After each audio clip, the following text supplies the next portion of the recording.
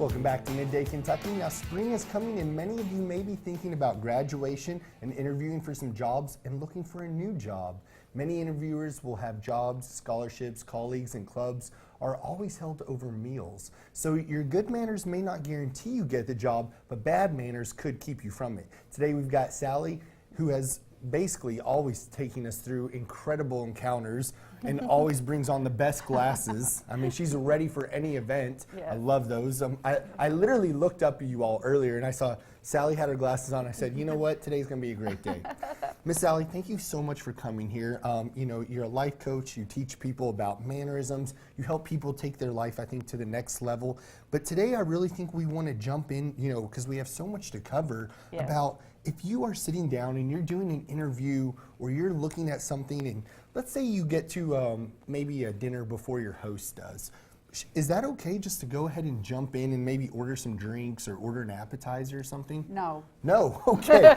Okay, That's so hold the bottom drinks. line, no. Okay, so what should you do? Should you wait on them? Yes, you wait. The Okay. host always leads in the ordering. Okay. Yes. Well, you know, I think a lot of times people are very hesitant on what to order if they're sitting down for a dinner interview or a job interview. Should they go ahead and just, you know, make the first move, or should they follow, you know, what he or she is going to order? What are your You thoughts? follow what the host suggests. Okay. And it's the host's job to say, I'm going to order a salad, a soup, an entree, a dessert.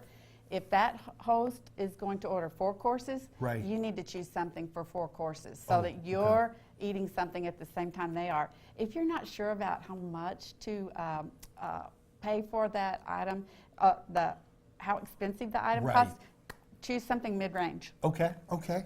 Now, you kind of brought a little Yes. setting right here. Yes. Could you kind of walk us through this? Well, sometimes at a restaurant, at a very nice restaurant with several courses, they will serve sorbet Okay. before the entree. Oh, It yeah. always comes before the entree, and a sorbet is just a frozen fruit juice, and it's just to clear your palate. Oh, and yeah. so that's a really nice thing, and they taste really good. Sometimes a chef will send out with the wait staff something like this on a little plate, or maybe a single spoon. It's called a amuse-bouche, Ooh. and it's a French word, and it actually just means happy mouth. The chef is offering you something as a little appetizer. It's usually complimentary. Well, I think we're all always happy with a little happy mouth.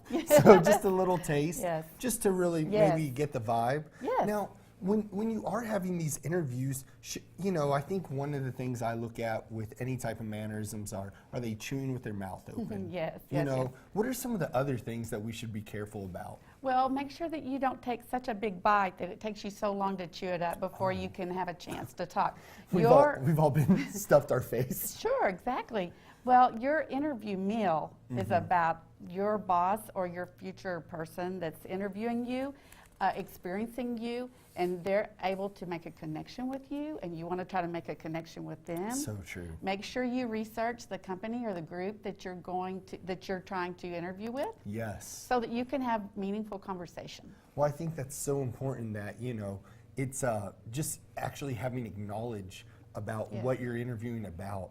Now, Yes. one question is that, you know, I think what happens if you're having dinner with, you know, this potential boss, somebody that you respect, and you just notice that they've got this, like, let's say, broccoli in the middle of their teeth. Do you say anything or do you just kind of flow with it? What would you like? What would you want? Oh, that's a tough one, right? Because you don't want to be embarrassed, but then you don't want to go use the restroom and be like, wow, how long have I had this? Yes, and be upset because the other person had to stare at your big, I would also say, your big chunk of broccoli. I would say how noticeable it is. If it's not noticeable to most people, let it go. If it's Right. really big and awkward, go ahead and say something. I would appreciate it. Right, and I think that's important. Now, one of the big things is I think, you know, a lot of people are used to having, you know, steak sauce, having salt, pepper, having these extra things. I mean, I'll go to a nice steakhouse and order some steak sauce with it. Should you do that when you're actually in one of these interviews? No. No. Okay, You you do ordered not it. order it. If it's offered, Right. you may take it. Okay. But you don't ask for extra steak sauce or ketchup or any of the other things. Same way with salt and pepper. If the salt and pepper is not on the table, then Just- that means the chef did not intend for it to be needed.